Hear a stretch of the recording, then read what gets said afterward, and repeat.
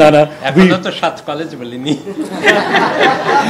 সেটা তো আপনি বলেছেন প্রাইভেটলি আপনি আমাকে বলবেন 2-1 দিনের মধ্যেই।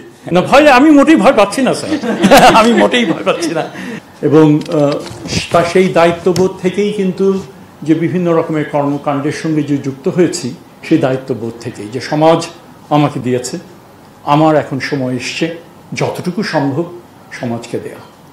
এবং এই ধরনের দায়িত্ব যে আমার নিতে হবে সেটা আমি বুঝিনি। এমনকি যখন আমাকে মাননীয় প্রধান উপদেষ্টা আমাকে ডেকে পাঠালেন দিন 4-5 আগে, অন্যান্য অনেক কথা, মালয়েশিয়ান শ্রমবাজার নিয়ে কথা হলো, অন্যান্য অনেক কথার পরে উনি যখন বললেন যে স্যার এই দায়িত্ব আর পালন করতে চাচ্ছেন না, এবং প্রধান উপদেষ্টা আমাকে বললেন যে এই দায়িত্বটা আমি গ্রহণ করে, আমি রীতিমতো অবাক হয়েছি।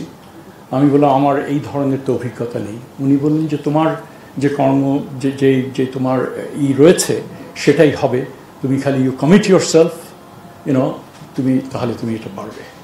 এবং I thought it's a tremendous opportunity for me যে এই ধরনের আস্থা তিনি আমার উপরে রাখেন এবং রাখছেন। এবং আমি মনে করি যে এই যে একটা নাজুক একটা পরিস্থিতি, বিভিন্নভাবে একটা নাজুক পরিস্থিতির মধ্যে আমরা যাচ্ছি, বড় রকমের একটা পরিবর্তন হয়েছে, বিশাল, যেটাকে ইংরেজিতে বলে সি চেঞ্জ, সেটা হয়েছে।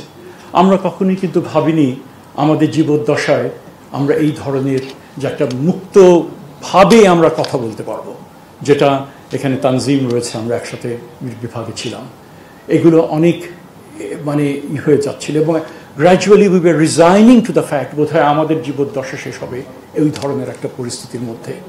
যেই দেশকে আমরা স্বাধীন করেছি, যে মুক্তিযোদ্ধারা স্বাধীন করেছেন, সেই দেশে এইভাবে আমাদের যে সময় যে শেষ হয়ে হবে, এটাকে আমাদের জন্য খুব দুরূহ ছিল।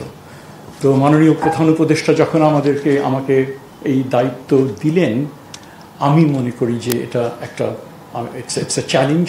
উনি আমাকে এটাও বলছেন যে সময় মধ্যে দায়িত্বটা নিচ্ছ, আমরা তো স্যারের কাছ থেকে শুনলামই কি টালমাটাল সমস্যার মধ্যে তিনি এই টিমকে নিয়ে তিনি এই দায়িত্ব পালন করেছেন, যে গুরু দায়িত্ব পালন করেছেন।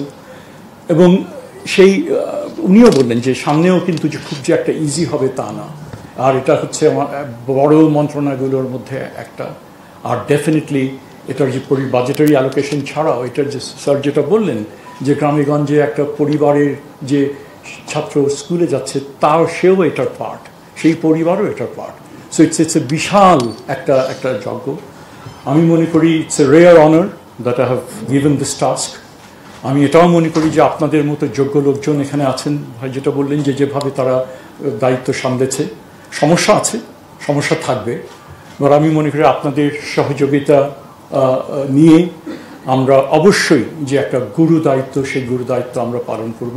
All of us, I think most of us are public ইউনিভার্সিটিতে, পাবলিক কলেজে, পাবলিক স্কুলে আমরা পড়াশোনা করেছি, জনগণের টাকায় পড়াশোনা করেছি। And that is something we must always bear in mind, যে এটা জনগণের টাকায় আমরা বড় হয়েছি, এবং সেই কারণেই তাদের প্রতি আমাদের একটা দায়িত্ববোধ আছে, এবং সেই দায়িত্ববোধ আমাদের যোগ্যতা, নিষ্ঠা, ইন্টিগ্রিটি নিয়ে আমাদের সেটা করতে হবে। তো এতটুকু আমাকে বিভিন্ন সময়ে দায়িত্ব পাওয়ার কথা কানাঘুষা যখন চলছে, বিশেষ করে কালকের সন্ধ্যার পর থেকে পত্রিকাগুলো বলেছে আপনার কি করতে চান, আপনার ভিশন কি, রীতিমতো একটা বিষয়ের মধ্যে পড়েছিলাম, তবে এবং সেটা আমার চিন্তাকে গোছাতেও সাহায্য করেছে। তো সেক্ষেত্রে আমি যেটা বলবো, আমি মনে করি শিক্ষা হচ্ছে সেই বৈষম্যহীন সমাজ গঠনের সবচেয়ে গুরুত্বপূর্ণ বাহন। আমি এমন এক শিক্ষা ব্যবস্থার কথা ভাবি যা হবে ব্যক্তির কর্মদক্ষতা অর্জন, তার আত্ম উন্নয়নের উপযুক্ত পথ, যা হবে আর্থসামাজিক উন্নয়ন ও বিজ্ঞান প্রযুক্তিভিত্তিক উৎকর্ষে সহায়ক, এবং যা হবে সামাজিক ন্যায় বিচার প্রতিষ্ঠার লক্ষ্যে মূল্যবোধ সম্পন্ন নাগরিক তৈরির উপায়। আমি এটাই মনে করি, এবং আমি এমন শিক্ষা ব্যবস্থার স্বপ্ন দেখি যেখানে আমাদের ছাত্রছাত্রীরা দেশের ভেতরেই তাদের ভবিষ্যৎ দেখতে পাবে এবং বাংলাদেশ থেকেই বিশ্বকে নেতৃত্ব দেবে। আমি এটুকুই বলবো, এবং আমি মনে করি এটা হয়তো একদিনে হবে না, 1 বছরে হবে না, 5 বছরে হবে না, কিন্তু তার জন্য যে যে যে বেস যেটা তৈরি করে দেওয়া এবং তার যে অলরেডি উদ্যোগ অনেকগুলো নেওয়া হয়েছে, আমরা মনে করি অনেক কিছুই আছে যেগুলো হয়তো 8-10 মাসের মধ্যে যায় সরকারের মেয়াদকালীন সময়, যেটা বললেন যে ছোট ছোট বিভিন্ন জায়গায় নানান রকমের রাস্ট হয়তো আছে, সেগুলোকে ঠিক করে সেটাকে কার্যকর করা, দ্যাট ইজ দ্য গোল। এই ধরনের যদি হাই ইম্প্যাক্ট, যদি স্বল্প মেয়াদী বিষয়গুলোকে আমরা আইডেন্টিফাই করব এবং সেগুলো ব্যাপারে আমরা শুরু করব, এবং এছাড়া লং ড্রন যে কিছু ইস্যুস যেগুলো আছে যেগুলো আমাদেরকে সমাধান করতে হবে বলে যদি আমরা মনে করি, তাহলে আমরা অংশীজনদের নিয়ে আমরা সেগুলো নিয়ে আলাপ আলোচনা শুরু করব, যাতে তাদেরও একটা এখানে স্টেক হোল্ডার হিসেবে তাদের একটা দায়িত্ব থাকে। আর এই যাত্রায় আপনাদের বিভিন্ন প্রতিষ্ঠান থেকে যারা রয়েছেন, একদম ইউনিভার্সিটি গ্রান্টস কমিশন থেকে শুরু করে নিম্ন পর্যায়ের বিভিন্ন প্রতিষ্ঠান এবং যে মানে অন্যান্য যে সমস্ত অঙ্গ প্রতিষ্ঠানগুলো রয়েছে, আমরা মনে করি আমরা একই সাথে আমরা এগিয়ে যেতে পারবো। এবং শিক্ষাকে, যে জাতির যেটা বলছেন স্বাস্থ্য এবং শিক্ষা, এটা হচ্ছে যে অধিকারের সবচেয়ে বড় রকমের এটা একটা অধিকার আমরা মনে করি। এবং ফাউন্ডেশনাল সেক্টর, এই ফাউন্ডেশনাল সেক্টরকে আমরা যে দায়িত্ব আমাদের উপর অর্পিত হয়েছে, আমরা আশা করি সেই দায়িত্ব আমরা যৌথভাবে পালন করব। সহযাত্রী হিসেবে আমরা সবাই থাকব।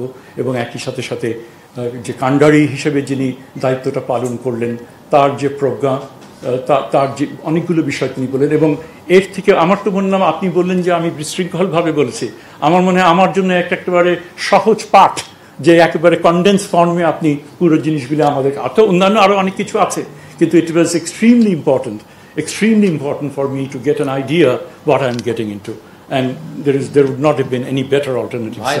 না ভয়, আমি মোটেই ভয় পাচ্ছি না স্যার, আমি মোটেই ভয় পাচ্ছি না। না এখনো তো 7 কলেজ বলিনি। না, সেটা তো আপনি বলেছেন প্রাইভেটলি আপনি আমাকে বলবেন 2-1 দিনের মধ্যেই। We will continue to receive your patronage, your guidance, and we certainly এই যে অভ্যুত্থানের যে বৈষম্য বিরোধী যে তাদের যে স্বপ্ন, যে যারা এই স্বপ্ন দেখেছে, সেই স্বপ্ন আমরাও দেখেছি, এবং এই বাস্তবায়নের ক্ষেত্রে আমরা একসাথে এগিয়ে যাবো, এটা বলে আমি শেষ করছি। Vision hot and cool AC 4-way solenoid valve টেকনোলজিতে হিটিং ও কুলিং দুই মোডেই কাজ করে সমানভাবে। Vision hot and cool AC.